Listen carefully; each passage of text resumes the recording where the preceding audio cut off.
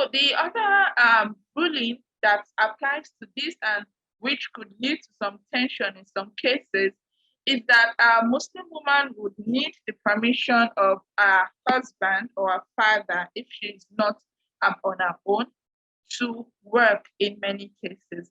Now, this is something that can be also misunderstood, but it's helpful to just look at it in terms of um, Nawafil Act because we need to note that a Muslim woman is not obliged to work.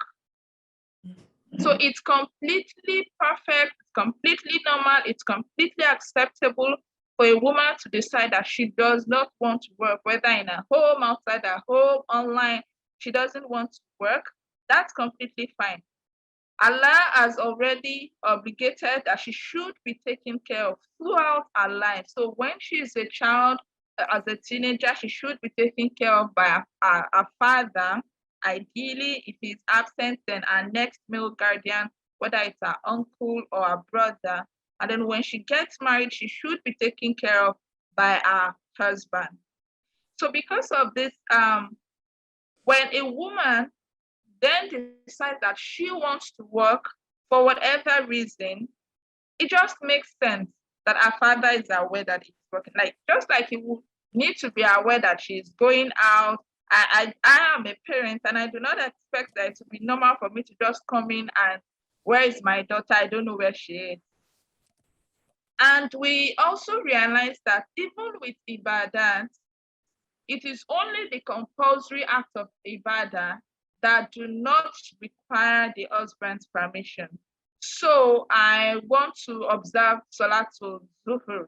I don't need to ask my husband's permission for that. I want to, but if I were to, especially with regards to the fasting, the Prophet was very explicit about that a woman should not observe a voluntary fast without her husband's permission. So in this sense, the voluntary fast is a Nawafil act, and that is why the husband's permission is required, especially because the husband could have needs of his wife that she may be unable to fulfill when she is fasting. So in this sense, it's also expected because men have a degree of responsibility over the wife that the husband consents to her working.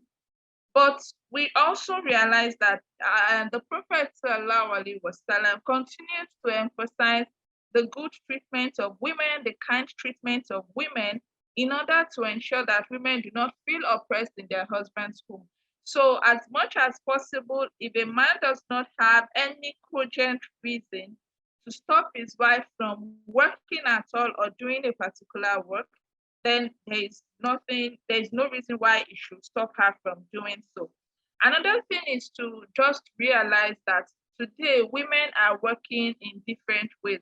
Some women prefer to work from the four corners of their homes.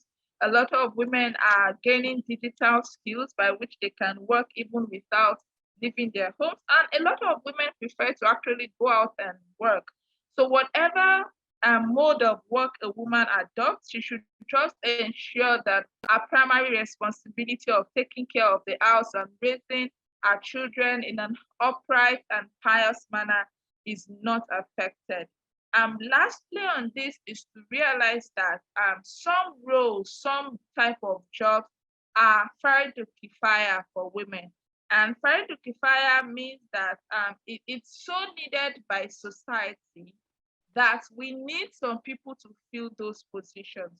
So we need some women to be medical doctors. We need women to be nurses, to be midwives, to be radiographers. We need women to be teachers. We need women to be swim instructors. We need women to be gym instructors.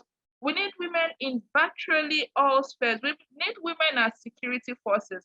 If I have to enter a place that requires security check, I would prefer a woman searching me than a man.